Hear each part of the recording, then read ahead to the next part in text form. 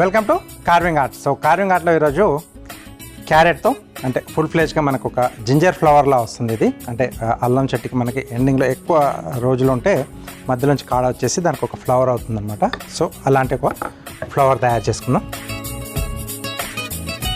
కొంచెం ఇలా పొడవుగా ఉండాలి.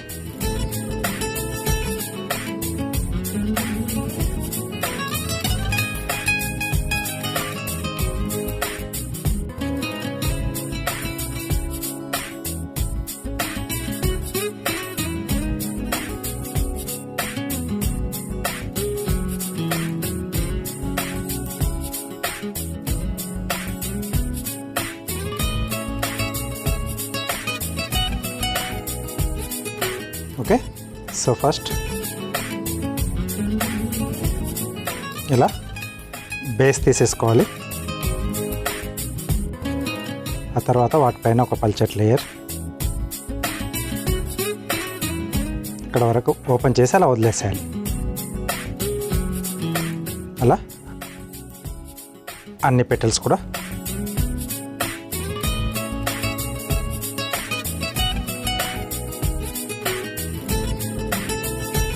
నెక్స్ట్ ఈ రెండు పెటల్స్ మధ్యలో వస్తుంది. ఇక్కడ మళ్ళీ అలా బేస్ తీసేసేయాలి. సో కింది పెటల్ కట్ కాకుండా జాగ్రత్తగా చూసుకోవాలి, నైఫ్ మూమెంట్ అనేది. నెక్స్ట్ మళ్ళీ వీటిపైన ఇలా ఓపెన్ చేసి వదిలేసుకోవాలి.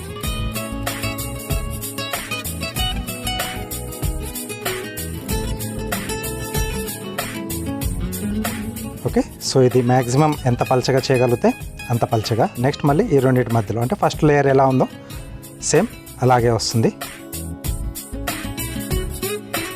ఫస్ట్ కొంచెం అక్కడ నుంచి ఒక పీస్ స్కూప్ చేసి తీసేసినట్టుగా తీసేసేయాలి. దానిపై నుంచి ఒక లేయర్ ఓపెన్ చేయాలి.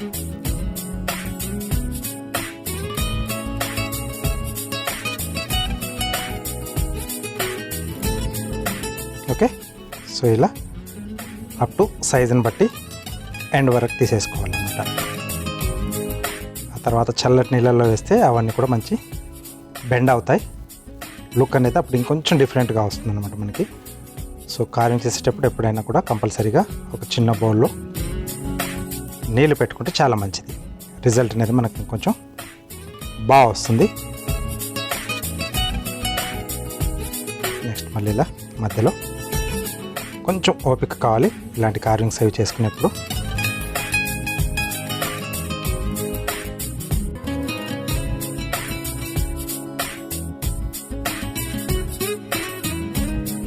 సో ఇది రాడిస్తో కూడా మనం తయారు చేసుకోవచ్చు.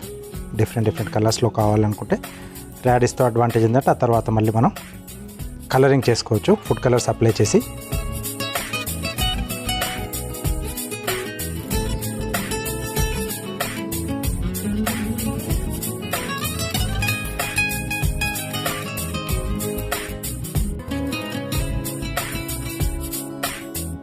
సో ఇలా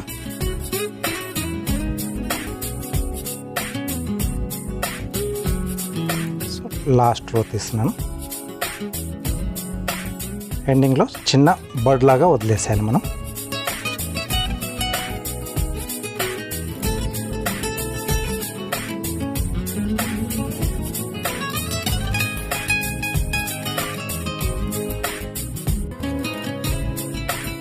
ఇక్కడ ఇది ఫ్లాట్గా ట్రిమ్ చేయాలి, చిన్న పాయింట్ లాగా రావాలి. రైట్, సో ఇలా అన్నీ బయటికి విచ్చుకున్నట్టుగా రావాలి. సో వాటర్లో వేస్తే ఇవి అవుట్ సైడ్ బయట సైడ్కి విచ్చుకుంటాయి అన్నమాట.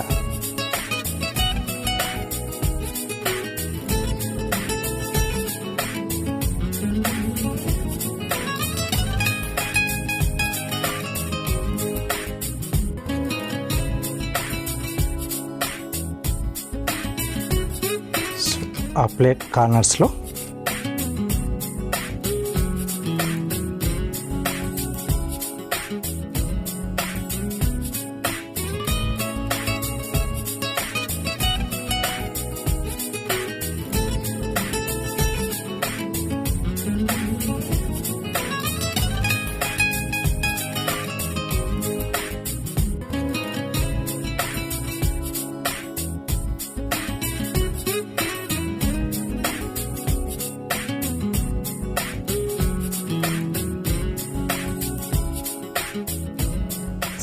సింపుల్ డిజైన్లే.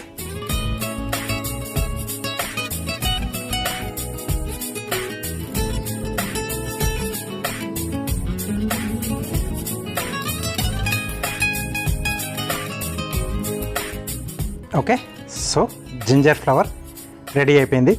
చాలా ఈజీ, అంటే కొంచెం ఓపికతో చేసుకుంటే మనం హ్యాపీగా ఈ ఫ్లవర్ని తయారు చేసుకోవచ్చు. ప్లేట్ని బట్టి అడిషనల్గా సైడ్లో మనం ఇంకొంచెం వేరే వెజిటబుల్స్తో కూడా అలా గార్నిష్ చేసేసుకుంటే ఫుల్గా కనిపిస్తుంది మనం తయారు చేసుకున్న ప్లేట్. సో తప్పకుండా ట్రై చేయండి.